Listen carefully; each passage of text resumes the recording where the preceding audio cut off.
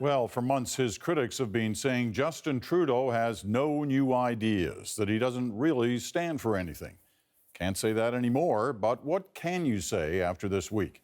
That's topic one this week, with Chantal in Montreal, Bruce in Ottawa, and also in the capital tonight, the best-selling author Paul Wells, filling in for Andrew, who is off on vacation.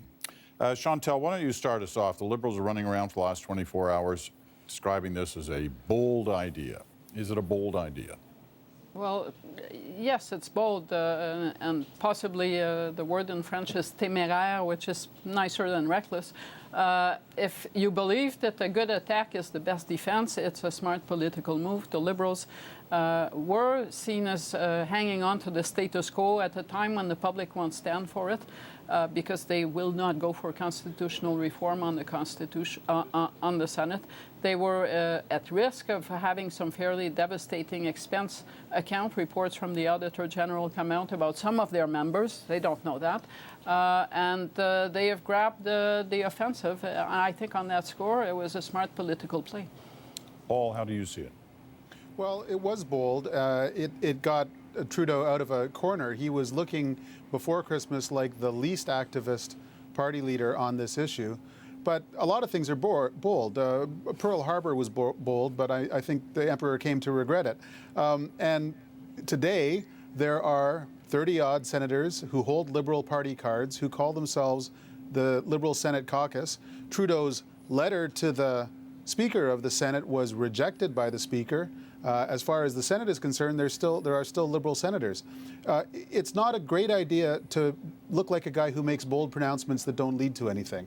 And that seems to be, as of today, where Trudeau is. Okay, well, it's where it leads, as you point out, which will determine, I guess, the fate of this idea. Bruce, before I get your comment, I should say, you'd asked me to actually say, to point out to people, I think most, certainly people around Ottawa know the Anderson family is well known for being very involved in politics on a lot of levels at different times. Different members of the family have worked for the Liberals, the Senators, the Reform Party. And your daughter is now working for Justin Trudeau. So putting that out there in context, your thoughts on what Justin Trudeau did?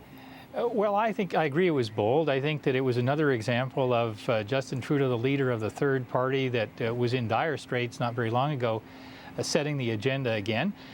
I think the question of how good an idea this will turn out to be is going to take some time to resolve itself. But I haven't heard a lot of really good arguments about why it's a bad idea. When I listen to what some of the Conservatives are saying, it sounds sometimes like they're saying it's a non-idea, it will mean nothing. Other times it sounds like they're saying it's a terrible idea.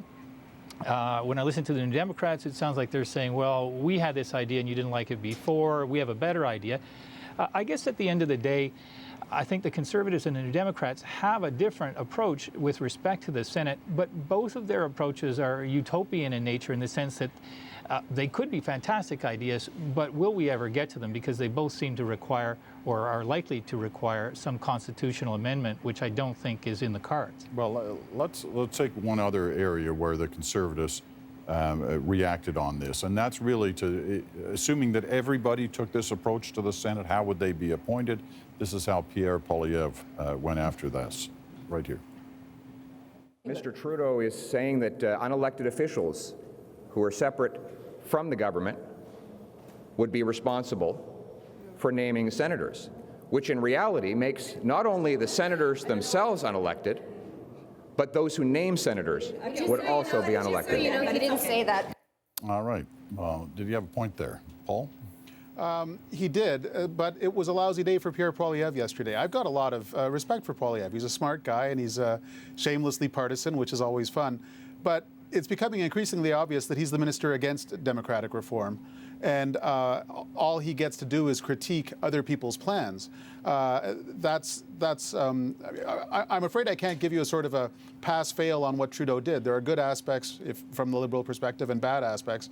But Pierre Poilievre, what's his concrete, doable plan? That's a question that he has a hard time answering. Chantal? The position of the Conservatives, that of the NDP, fail on the test of reality. That is, are we really going to have a constitutional round that is going to succeed and generate this momentum for Senate report? Will they ever get to the table? And that is the strength of Justin Trudeau's position. At a time when many Canadians are saying it's better to get some change than no change at all, he is the only one that has put forward a plan on which none of us tonight is saying that he can't do it. The other issue is, should you do it? And I think you can't judge from the fact that 32 Liberal senators who were told over half an hour that they were no longer in caucus still walk around saying they're Liberals. That's not the test of the Trudeau proposal. The real test is if he becomes Prime Minister, pretty quickly over a single mandate, more than half of the senators in the House of Commons will have been appointed through this process.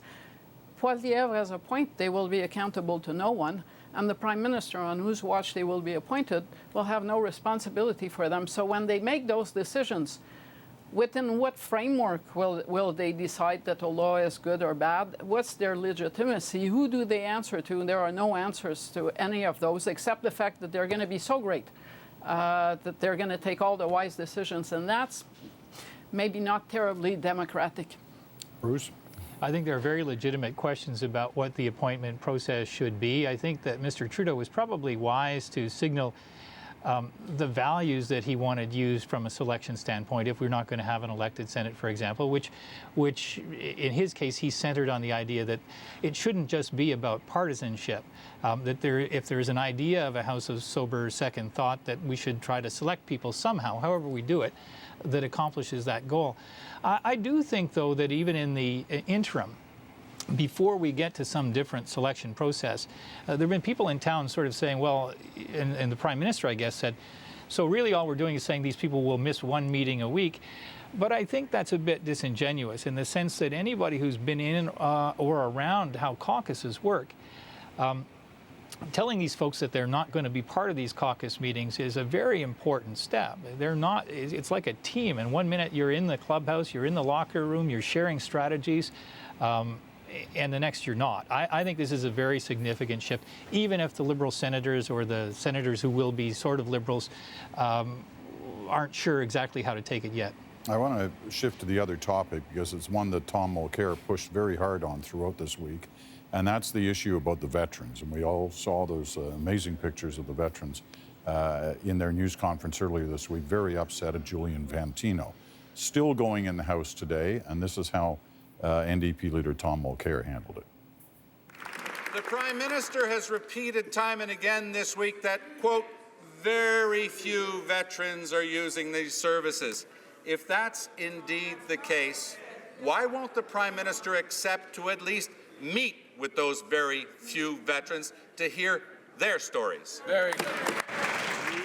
Mr. Speaker, veterans across Canada should know that I am deeply committed, as is our government, to meeting with them and listening to their issues, no matter where and when that occurs. Julian Fantino reading from cue cards there about how deeply committed he is on something, which always seems odd when you watch something like that. How bad is this story, not only for Fantino, but for the Conservatives? Chantal? I think it's pretty bad. It's to make veterans cry on national television because they feel mistreated by a federal minister probably falls in the same category as when Brian Mulroney was stopped by this older woman and told that you're letting us down and now that we voted for you. This is a constituency that the Conservatives have claimed to be looking after and that most Canadians actually care about. And I think that these pictures this week were fairly devastating to the brand. Yeah, comparing it to the goodbye Charlie Brown moment that Mulroney faced on the front lawn of the Parliament buildings. Paul, what's your take on it? Well, Fantino sure looked lousy yesterday. From his entry into federal politics as a candidate a couple years ago, his towering self-regard and inability to take any criticism has made him one of the most consistently entertaining Conservatives to mock and to criticize. And it's astonishing that he hasn't yet figured that out. But yesterday on Twitter, where I like to crack wise before I think, I compared him to Bev Oda. But this is a very different thing. Bev Oda was recklessly swanning around London, wasting taxpayer money. Julian Fantino was oafishly saving taxpayer money. So Bev Oda was wildly off the Conservative brand, and Fantino is kind of clumsily doing what Stephen Harper wants done. And so I don't think he's necessarily politically doomed. I think Harper might wish he did it better, but might think that this is the kind of guy he wants to stick with over the medium term. You're nodding your head on that, Bruce? No, well, I'm nodding my head in respect to parts of what Paul said. I guess I think there are two issues here. One is that the spending choices that the government is making these days are clumsy in some respects. I mean, probably at the earlier part of their time in office, it was easy to make some spending choices that were symbolic and popular. Let's not spend so much money on corporate jets, that kind of thing. But lately, we see stories about we're going to shut down technical libraries. We're going to close offices that support veterans. At the same time as the government is saying, yes, we think it's important that we spend money advertising a program that doesn't really exist. We spent $26 million or some number approaching that to advertise about the War of 1812. I think those choices are clumsy, and I think that they probably reflect badly on the conservative ethos that Paul was alluding to and probably upset the base a bit. The second thing was really the attitude fail of the minister. I think if there isn't a page one in a political manual that says if you're the minister responsible for this area and you're in a room with a TV camera and there are gentlemen there in suits with rafts of medals, there's no chance that you want to exit that room in a huff and have a fight with those people.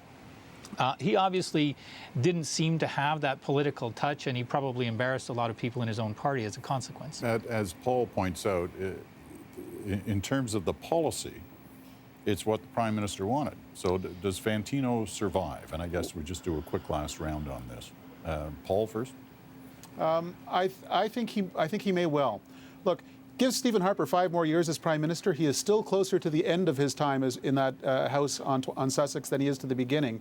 And he wants to have something to show for it. What he wants to show for it is less Ottawa, a federal government that does less and will keep doing less. This is solidly in line with that goal. Chantal? Yes, but when the people on whose backs you are doing less are people that the public sees as their grandparents, as people you have to respect, then you're really treading on dangerous ground. And most people do not sit when they go to vote and look at a balance sheet and say, gee, he saved me $20 here and there. They see the veteran. Bruce, last I word. think it will depend on how the veterans and their groups organize and how effective they are in the days and weeks ahead. I'm absolutely certain that the government doesn't want to have a protracted, high-profile fight over these issues with those kinds of voters. All right. Good analysis, all three. And Paul, great to have you with us this week. And your book, invite. The Longer I'm Prime Minister, doing so well. So good for you on that. Chantal in Montreal, Bruce in Ottawa.